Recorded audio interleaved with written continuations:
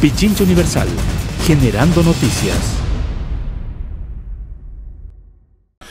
Con 7 votos a favor, 3 en contra y 2 abstenciones, la Comisión de Régimen Económico de la Asamblea Nacional aprobó el informe para primer debate del proyecto de ley económico urgente. Para muchos asambleístas esto fue un tiempo récord, porque las reformas contienen cualquier cantidad de innovaciones o de cambios para varias otras normas. Consecuentemente analizaron y dijeron, bueno, en tiempo récord se aprobó este informe. Hubo una acalorada discusión y lo cierto es que este paquete de reformas va ya a primer debate en la Asamblea Nacional. ¿Qué contiene esta polémica ley? Lo analizamos inmediatamente con nuestro invitado, el asambleísta Juan Cristóbal Lloret, de Revolución Ciudadana. ¿Qué tal, Juan Cristóbal? Buenos días. Gracias, Washington. Buenos días. Está planteado ya el antecedente. Gracias por la invitación, sobre todo. Qué bueno estar de vuelta en Pichincha Universal. Mi solidaridad contigo. Gracias. Esto no lo hemos vivido, te decía antes de la entrevista, ni en las dictaduras. Hay una persecución brutal. Sin embargo, aquí estamos, firmes para poder defender a las grandes mayorías del pueblo ecuatoriano, más allá de toda la persecución que existe. Nosotros no nos cansaremos de denunciar todo lo que está pasando en el Ecuador y sobre todo lo que tiene que ver con los aspectos económicos.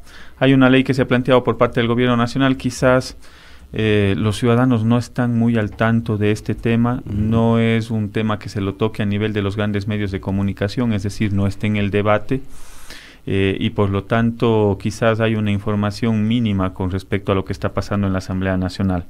Vale la pena decir que esta es una ley que lo hemos denominado como en la década de los 90, una nueva ley trole. ¿Por qué? ¿Por qué ese nombre? ¿Por qué ese término? Quizás para los jóvenes es desconocido, porque precisamente en la década de los 90 se utilizaron estos mismos mecanismos para poder reformar una serie de cuerpos normativos y dar paso a un cambio estructural del Estado en favor de ciertos intereses.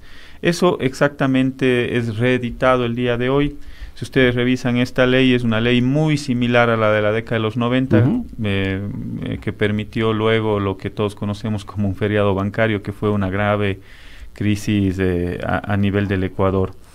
Y precisamente esta ley toca la reforma de 22 cuerpos normativos, es decir, es una ley muy grande, son más de 200 hojas de un cuerpo normativo. Esta es la quinta reforma en materia tributaria que se lo hace por parte del gobierno de Lenín Moreno en menos de 2 años, es decir, no ha habido una sostenibilidad, han sido cambiantes, han sido reformas que se han hecho en el ámbito económico, tributario. Esta es la quinta reforma en los 2 años de Moreno. Vale la pena decir que dentro de los justificativos que manda el Ejecutivo como parte de la ley, hay un informe que está firmado por una subsecretaria de Presupuestos del Ministerio de Finanzas que muy claramente dice que no se puede determinar cuáles son los impactos que genera esta ley a nivel macroeconómico, cuáles son los impactos a nivel fiscal. Es decir, no hay información de sustento, eso está en los antecedentes con los cuales envían esta ley. Es asombroso, Washington, yo no lo había visto antes. ¿Cómo puede ser que el propio Ministerio de Finanzas y una subsecretaria de Presupuesto, nada más y nada menos, no sepa cuáles van a ser los impactos económicos? Entonces, es decir, ¿de qué estamos hablando? O sea, ¿qué es lo que está discutiendo la Asamblea Nacional si no se pueden medir cuáles van a ser los impactos económicos? Cada una de las medidas que están anunciadas dentro de esta ley tiene un impacto en la economía y ese impacto tiene que ser medido para saber si es que es oportuno, si es que es viable tomar o no esa decisión. Esa es parte de la responsabilidad que tienen los legisladores. A mí me asombra que desde el presidente de la Comisión de Régimen Económico no haya obligado, no haya sostenido que se tengan que poner en evidencia todos estos impactos. No puede ser que venga acompañado de un informe en el cual una subsecretaria de Presupuesto diga que no se puede medir. Es increíble, pero bueno, de esas cosas tenemos. Aspectos fundamentales, a ver. Porque ahí hay cosas graves, ¿no? Tema Banco Central, tema Junta que va a dirigir ese Banco Central privatizado. tasas impositivas nuevas, eliminación del impuesto a la salida de divisas. Bueno, usted lo sabe mucho más que mí, señor asambleísta. Sí. Es que es tremendo. Washington, yo cada que necesitaríamos quizás un par de horas para poder explicarles todos los aspectos que involucran la ley. Estamos hablando de un montón de cosas. De un montón de temas. Quizás... Pero los más medulares, destaquémosle por el tiempo. Los que son peligrosos además, ¿no? Sí, a ver, a mí me parece que esta es una ley que está planteando una reforma estructural a nivel financiero, a nivel económico. Es una ley que busca beneficiar a determinados sectores, es decir, aquellas riquezas que ya de por sí son grandes en el Ecuador, con esta ley se van a incrementar aún más. Uno de los grandes beneficiados es la banca. ¿Por qué es la banca? Inclusive aquí uno de los principales perjudicados sería el pueblo ecuatoriano. En el caso de cierre, por ejemplo, de una institución del sistema financiero, ¿qué es lo que existe hoy en día? Primero se les paga a los pequeños ahorristas y a los grupos vulnerables, a los grupos de atención prioritaria se les hace, es un sistema de prelación de pagos. Eso protege la ley actual. Sí, la ley actual dice que en el caso de cierre de una cooperativa, de una institución financiera, los primeros que se pagan son los grupos de atención prioritaria. Correcto.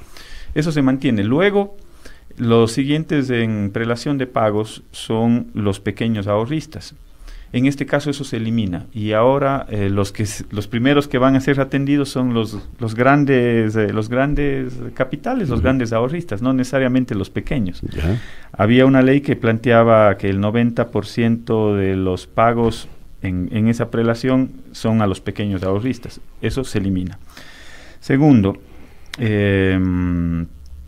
cambian un fondo de garantía de depósitos de público a privado, es decir, ustedes, todos los ecuatorianos que tenemos nuestros ahorros en el sistema financiero, están amparados bajo una ley de garantía de depósitos. Esos fondos son administrados de manera pública. Hoy los administra o lo están planteando que sean administrados de manera privada, es decir, en el caso de que esta administración privada falle, como sucedió en la década de los 90, que supuestamente habían la clasificación de los bancos, acordaránse, los AAA, que al final nunca cubrieron nada. Entonces, en esta ocasión nuevamente se da la administración de esos fondos que antes eran públicos, ahora se los pasa al privado.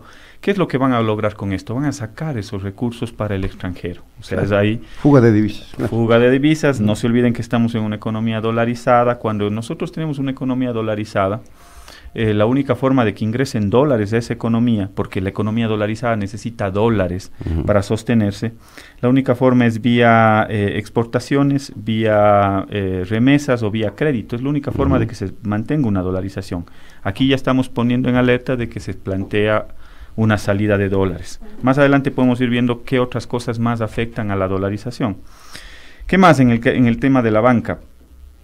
La banca vuelve a manejar, o con esta ley retornan a manejar empresas asociadas dentro de lo que se denomina grupos financieros. Es decir, la banca ahora va a poder manejar empresas de seguros, casas de valores, administradoras de fondos y de fideicomisos. Esto es inconstitucional. El artículo 312 de la Constitución establece que el sistema financiero solo podrá hacer esa actividad, la banca. Hoy nuevamente les dan la posibilidad de las empresas asociadas o vinculadas. Acuérdense qué es lo que sucedió en la crisis financiera del año 99. Teníamos los bancos que tenían sus empresas asociadas, sus empresas afines. Los préstamos vinculados que se hacían. Exactamente, y se hacían los préstamos vinculados. Hoy se da paso exactamente a lo mismo. Dentro de lo que se denomina grupos financieros, se establece la posibilidad de que los bancos manejen empresas de seguros, casas de valores, administradoras de fondos y de fideicomisos. Nuevamente se le da la apertura a los bancos.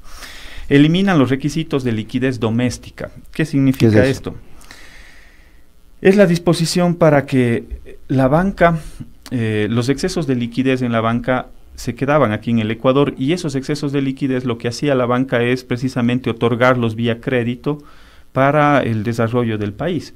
Hoy les dan la posibilidad de que esos excesos de liquidez la banca los pueda sacar del país, los pueda sacar. Eso va a limitar la oferta de recursos para el crédito. Eso va en contra de la dinamización de la economía, en contra del crédito, y por lo tanto, como hay escasez, van a tener que subir las tasas de interés. Porque aparte en esta ley eliminan los techos en las tasas de interés. Es decir, hoy tenemos una línea de crédito que ya es cara para los emprendedores. Carísima.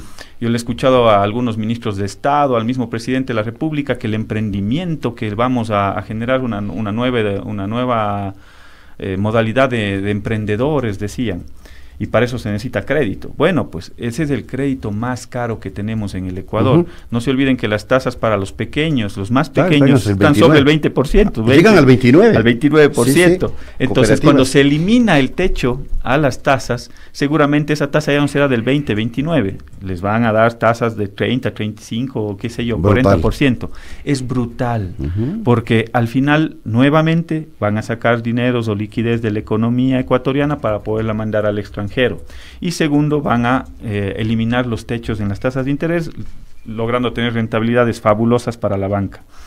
Y hay un otro elemento adicional que quería cerrar el capítulo de la banca, que son los principales privilegiados. Estos son los agasajados de esta ley. Este es el regalo de Navidad antes, en noviembre. Va a ser el regalo de Navidad en noviembre para la banca. Y también habilitan la privatización de la banca pública, es decir, dentro de la habilitación de la banca pública estaría Banco del Pacífico, que ahí hay una serie de alertas porque se podría vender a menos del precio que podría costar ese banco, 20, 30% menos, ahí hay un negocio de por medio, ojo. E incluso podría incorporarse dentro de esta o privatización de la banca pública al propio Banco Nacional de Fomento. Y fue negociado esto en pleno paro, ¿no? Eso también hay que decirlo. En medio no les gusta, pero eso hay que decirlo. Claro, en medio del paro, en medio de las protestas. Ya sabemos quiénes hicieron la ley, pues. Quiénes le sostienen al gobierno de Lenín Moreno. Hay que ser sinceros. Los grupos económicos que están detrás del gobierno de Lenín Moreno, y dentro de los grupos económicos, un grupo muy fuerte que lo afianza al gobierno actual es la banca. Y para poder redimirse con ese sector, para poder congraciarse con el sector que lo sostiene, les dan esta serie de beneficios en contra del pueblo ecuatoriano y sobre todo en contra de las grandes mayorías. Ahora, vayamos contestando estas aseveraciones para contrastar que hace el ministro de Economía, Richard Martínez, sobre este proyecto de ley. Primero, él ha dicho que lo que se pretende es generar un nivel de recaudación para garantizar la sostenibilidad de las finanzas públicas. Esto suena interesante, halagador, óptimo. ¿Es así, asambleísta? Miren, primero nos engañan, porque como no se puede cuantificar el impacto, salieron a decir que se van a recaudar 500 millones de dólares en 3 años. Es decir, que los grandes contribuyentes van a aportar con el 0.1% de sus ingresos, aquellos que tienen más de $1 millón en ventas. Pero eso, en realidad, primero hay que decirlo que eso es en 3 años, es decir, 500 millones de dólares en 3 años son alrededor de 170 millones de dólares al año. Pero ese no es el impacto real de este paquete. Ya cuando fuimos un poco más allá, tuve la posibilidad de hacer algunas preguntas a la directora del Servicio de Rentas Internas. El impacto de esta reforma es de 700 millones de dólares al año. Eso no nos dijeron en la cadena nacional. Nos dijeron que en 3 años van a aportar 500 millones de dólares. Entonces, primera cosa. Segundo, si es que dicen que efectivamente esta ley es redistributiva y lo que busca es gravar a los que más tienen. Garantizar una recaudación más eficiente. Y garantizar una recaudación más eficiente, según ellos. Bueno, pues esta medida es temporal, porque lo están planteando que los grandes grupos económicos contribuyan con el 0.1%, aquellos que superan el $1 millón, pero es solo por 3 años. Le pongo un ejemplo. Una empresa que genera ingresos por $11 millones, apenas va a pagar $22,000. O sea, esa es la famosa gran contribución que están haciendo algunos sectores económicos, lo cual no es sostenible en el tiempo. Se necesitan tener políticas y un modelo sistémico que garantice precisamente la sostenibilidad, primero, de la dolarización. Yo no creo que con esto se pueda garantizar una sostenibilidad de la dolarización en la medida en la cual se da la apertura para que salgan capitales del Ecuador. Hay un elemento adicional que me preocupa y de sobremanera es la reducción del impuesto de salida de divisas. Se elimina la mitad para ciertos insumos en lo que tiene que ver con la importación. Siguen sin manejar el sector externo de la economía, es decir, están saliendo más dólares de los que están entrando, hay una balanza comercial deficitaria y esa es la primera alerta roja que yo tengo, sobre todo para el sostenimiento de la dolarización. Eso es negativo para poder sostener la dolarización si es que salen más dólares de los que entran en una economía dolarizada. ¿Quiénes se benefician? Los sectores importadores que están detrás. Ahora, el ministro también dice que la ley pretende modernizar el sistema tributario para que los emprendedores tengan más oportunidades en un futuro y se genere empleo y crezca la economía. Textual. Analicemos también esa, porque sobre esta base es que se está planteando la nueva ley Trole. Mire, se necesitan otras condiciones sistémicas para que los emprendedores puedan crecer y se puedan desarrollar. No solo tiene que ver con un tema de simplificación a nivel de tributación. Sí, eso es importante. La simplificación nosotros estaríamos de acuerdo. Lo otro es la eliminación de controles en los cuales nosotros hemos avanzado durante los últimos años de manera importante para poder tratar de evitar la evasión tributaria. Si ustedes revisan, hay un reporte de la CEPAL en el cual establece que el Ecuador, por temas de evasión, pierde alrededor del 30% de su recaudación en lo que tiene que ver con el impuesto al valor agregado, con IVA. Y en lo que tiene que ver con renta, está en los países más altos, está sobre el 60%. No lo digo yo, lo dice la CEPAL, que hizo una investigación a nivel de algunos países de América Latina. Entonces, lo que se tiene que lograr es un control adecuado para evitar ese 30% de evasión en IVA, ese 60% de evasión en impuestos a la renta. Sin embargo, aquí lo que se plantea es un régimen simplificado para aquellos que tienen menos de $300,000, me parece, de facturación al año, en el cual le dan la posibilidad de que pueda pagar el 2% de sus ingresos y ya no hacer una serie de controles que sí se requieren para otras instancias. El emprendedor no solo necesita un régimen simplificado, que me parece que es lo adecuado, pero el emprendedor necesita otras condiciones sistémicas, por ejemplo, un acceso a crédito barato. Eso no hay en el Ecuador. Una tasa en dólares sobre el 20% es imposible. ¿Qué emprendimiento, Washington, te puede generar un rendimiento superior al 20% anual, que es lo que pagas de tasa de interés? Entonces es absurdo pensar que solo con esto se va a lograr que muchas personas vayan a emprender. No, se necesitan condiciones sistémicas que no las ha dado el propio gobierno nacional. Vayamos a este que me parece a mí que es un asunto neurálgico, ¿no? Que también lo asegura el ministro de Finanzas. Dice que en referencia a las reformas al Código Monetario y Financiero, lo que se persigue es que el Banco Central del Ecuador tenga más autonomía para evitar que las reservas se vean afectadas y así blindar la dolarización. Pero usted acaba de señalar una serie de aspectos que lo que hacen es todo lo contrario. Es todo lo contrario, y a mí me parece que es una política totalmente errada. ¿Qué es lo que están haciendo con el Banco Central?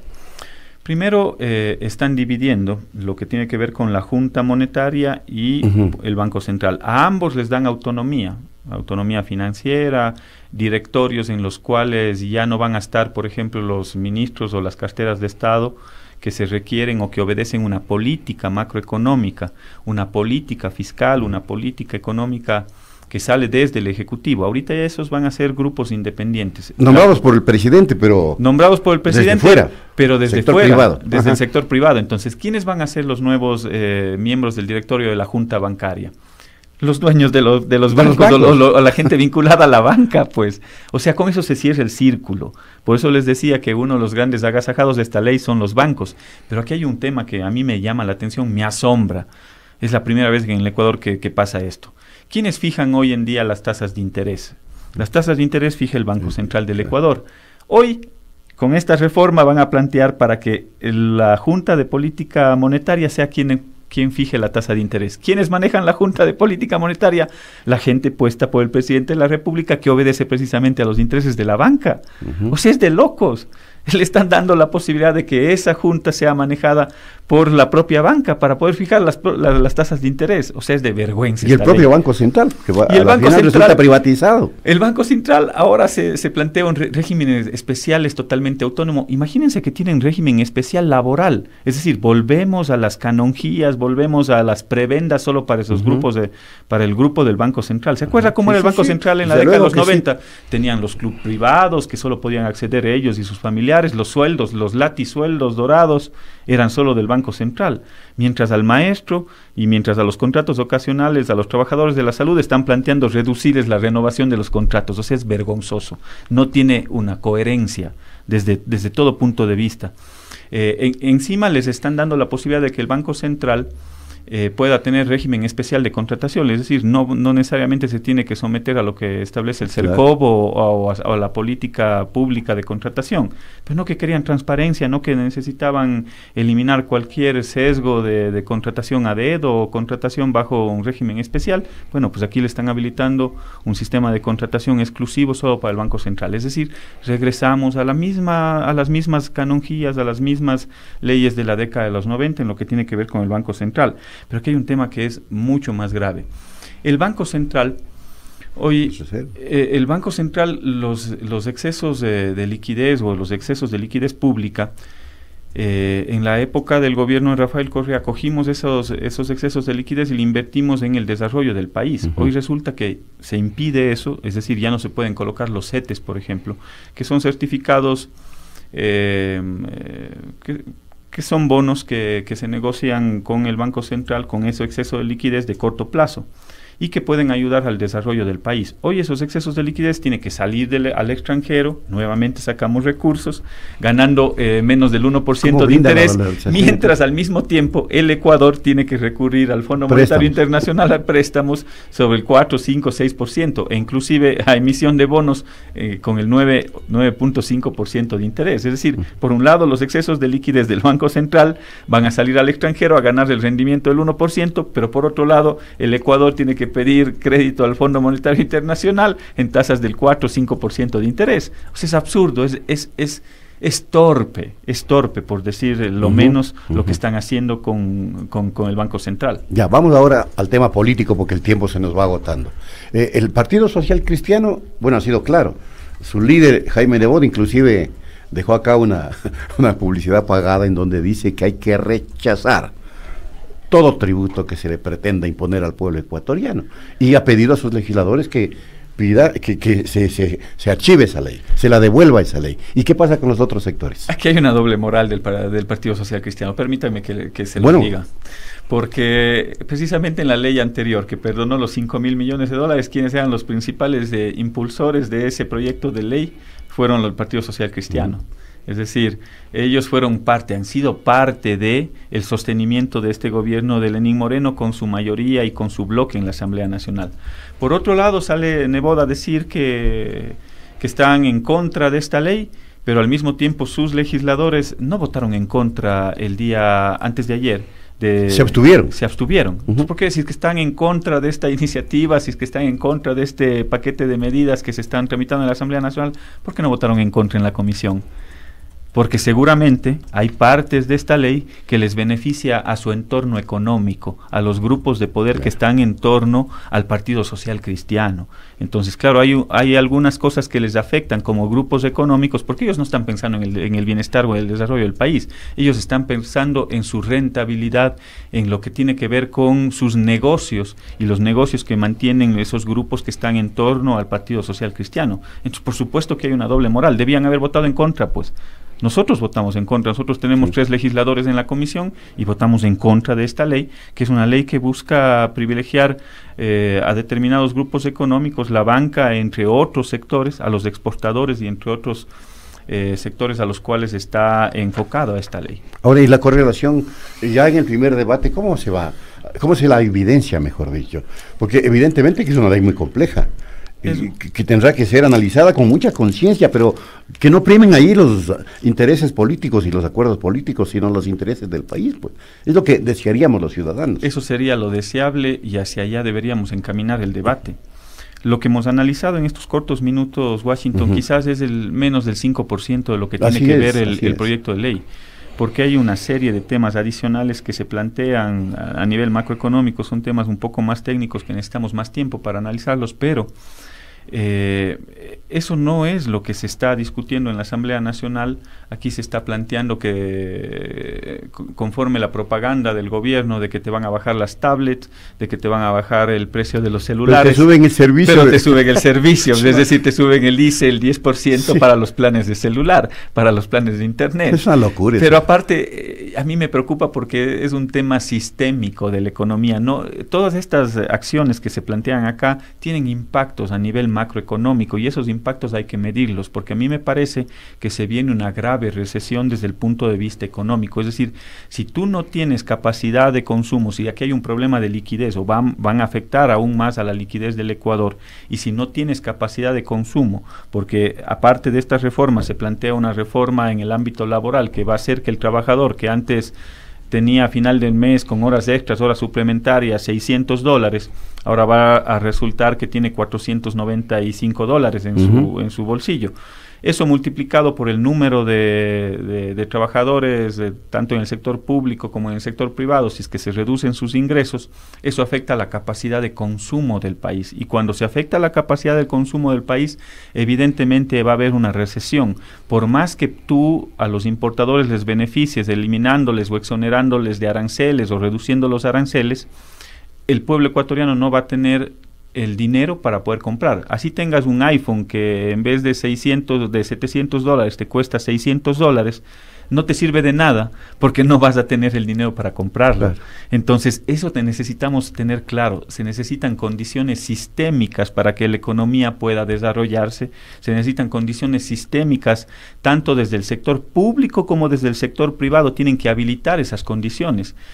Cuando se reduce drásticamente la inversión desde el sector público a niveles como los que hoy estamos viviendo en el Ecuador, y eso viene acompañado de una recesión y de una falta de inversión del sector privado, el sector privado no está invirtiendo en el Ecuador.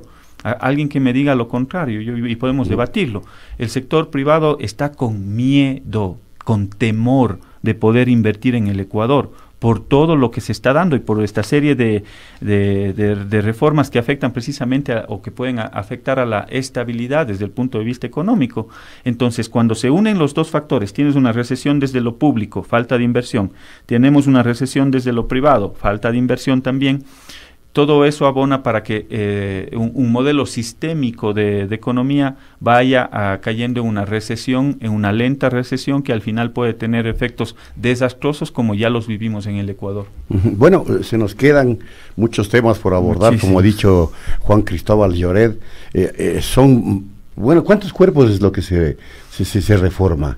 Son 22 cuerpos normativos. Este es más de 200 hojas, son 400 artículos. Necesitaríamos todo un programa de unas 4 o 5 horas para poder ir analizando cada uno de los temas. Hay temas que afectan a la seguridad social, se congelan las pensiones a los jubilados.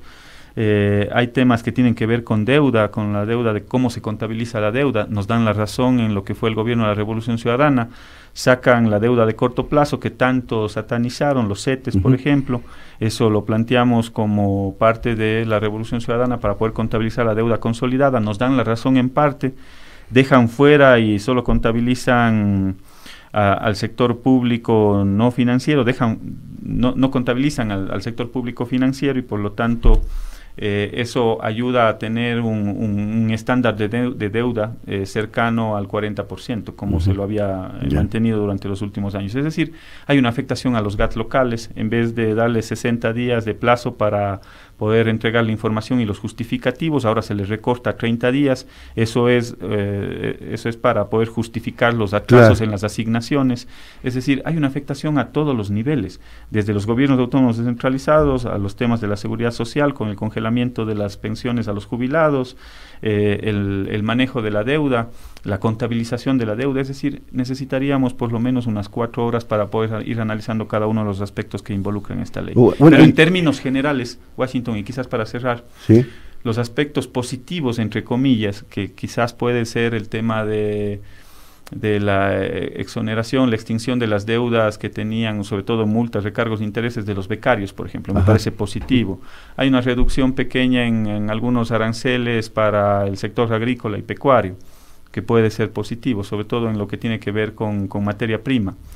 Pero en términos globales, claro, versus los millones de dólares que va a ganar la banca, o sea, no hay punto de comparación. Nuestra posición ha sido y será votar en contra, y ojalá esta ley más bien se pueda incluir una moción de archivo de esta ley, porque no es beneficioso para el sector general de la economía y sobre todo para las diferentes clases sociales, sobre todo los menos privilegiados. Bueno, se nos agotó el tiempo, qué pena. Juan Cristóbal Lloret, asambleísta de Revolución Ciudadana, una explicación no tan detallada por el tiempo, pero sí muy esclarecedora de lo que contiene este proyecto de ley enviado por el gobierno nacional, que lo califica como un proyecto de desarrollo económico y social, aparte de muchos otros calificativos. Gracias, asambleísta. Gracias, Washington. Un abrazo para todos.